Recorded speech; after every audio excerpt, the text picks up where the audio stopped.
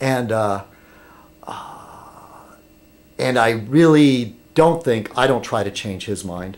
I mean, I try to point out where there's like fallacies or things in his argument, but I don't think I'm going to change his mind. Most of this stuff, if he and I were to have a debate show together, I think it would be very interesting. And there's a lot of people out there that haven't made up their minds. And that's where that sort of thing goes to. It's about somehow pulling those people over on the fence, you know? And some of these people just go back and forth. There are some ideas they like on the right, some ideas they like on the left. That's my left, my right. But L. Brookman, I've said it before and I'll say it again. I like you. And he's been supportive of me. And L. Brookman said something about Timmy. Is that he needs us more than we need him. Because I've done many, many, many Fez nights since this mistake that I made of trying to, thinking that Tim would be my friend. I've made many, many Fez nights without mentioning him at all. And, but he needs us for material. Every now and then he references like the B.O.B. or Renetto, people that aren't even going to pay attention to him, you know. The rest of us in our little pond, our edge of our side of YouTube, you know, we all know each other. We're well aware. And we'll respond. So, you know, and Timmy builds walls around himself. He blocks everybody. He talks about us, and then he blocks us so we can't respond in the comments. And he calls it vomit in the comments. That's just part of YouTube. There's a reason why it is. It's a two-way thing. It's not like television. You can respond in words, in text, instantly to what you're watching. You can't do that with television. You can't do that with radio. Unless it's a call-in show. And that's it. That's part of YouTube. You're taking away an important part of it. To be able to express yourself in writing says a lot about a person's skill, whether they have a skilled or unskilled mind. And I don't mean as being stupid. I mean a trained mind. A mind that learned how to read and write, or at least has that skill. It's a skill to read and write.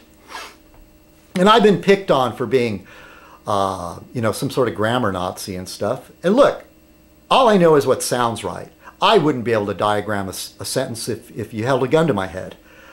But I know what sounds right. And I know when people are making up words, and it just grates. It just grates on my nerve. On my nerve. And a lot of times I don't say anything. But sometimes, especially when you're getting into an argument with somebody in the comment section. Yeah, granted, I'll leave them a few... I'm not going to pick on every typo. I leave typos. I leave words out. Sometimes I put a word in there I meant to remove, like a the or an and. Yeah, boy, this is a real rambling Fez night. You might as well just skip to the end if you like the political part, which isn't going to be too much there. I want to say hi to the eggs. I want to say hi to Riley.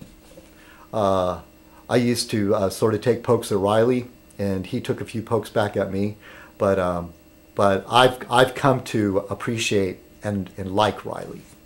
I do. It's a different style. It's an East Coast thing that he does. And at heart, I think he's a good man. Okay? Riley.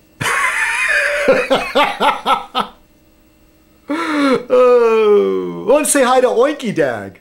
You crazy Aussie. Let's see. I want to welcome back Mr. Clown and give a hello to Boondang Bear. One love, Boondang Bear. All right, that was most of Fez night. It's just saying hello and talking about some of the stuff that's been bothering me. Yeah, it's not an epic Fez night. It's not particularly good. But it is a Fez night. Because I've been getting taunts and stuff about me. There's been people supportive, like, oh, we miss Fez night. And then there's other people like, Fez night is dead. Dead skunk in the road. Excuse me a sec. Oh, man. You ever get one that was trapped? It'll probably come out involuntarily later. Oh, let's see. Well, You know, in the course of this being unemployed, I've had a lot of time for soul searching and thinking. And that's one of my faults, is I live too much inside of my head. Yeah, there it came. And yeah, that's a problem with me. I've always lived in my head too much. Examining, re-examining. What is that, though, that the philosopher said, know thyself? Well, I think I got that kind of covered. Oh. Should I mention Facebook? I love YouTube. I don't get the Facebook thing. Politics. Oh, it's sort of related. During the course of this year, all the time that I was employed, I was never able to report for jury duty. And I can say that since I had this extra time on my hands, I did report for jury duty.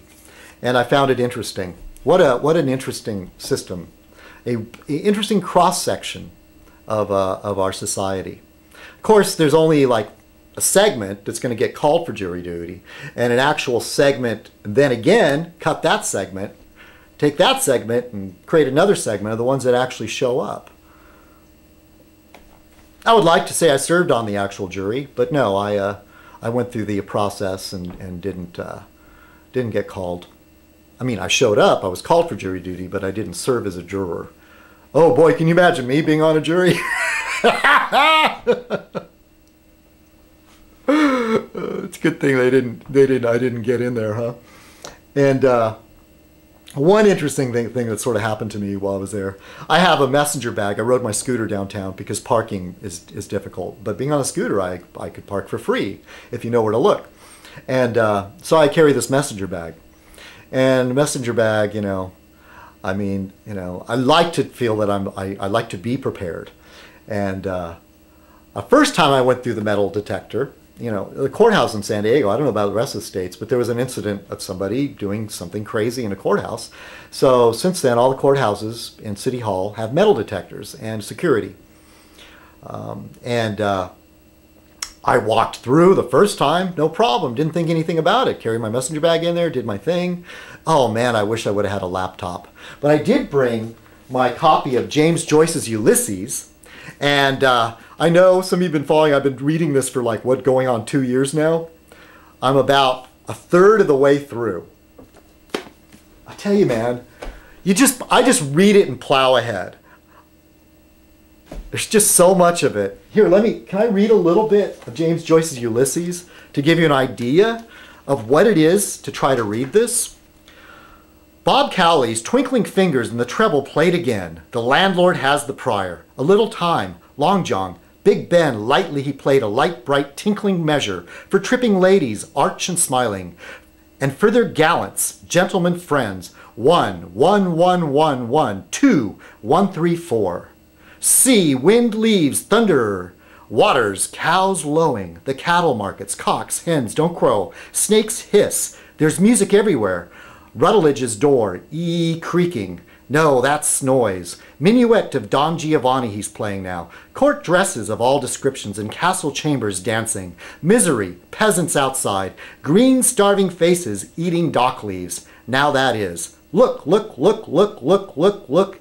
You look at us. That was just 2 paragraphs. And they say this is the greatest novel in the English language? Oh.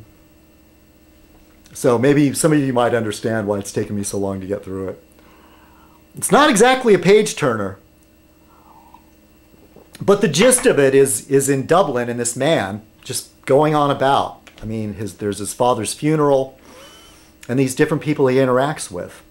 And strange, exotic, to me exotic, you know, turn of the century Irish eating establishments and talking about strange foods and you know, blind men walking down the street and horse-drawn funeral, you know, what would you say, a hearse, horse-drawn hearse is in one scene. Yeah, so I did the jury duty. Now we're winding things up. Yes! What is this? 44 minutes of me whining, crying, and lying.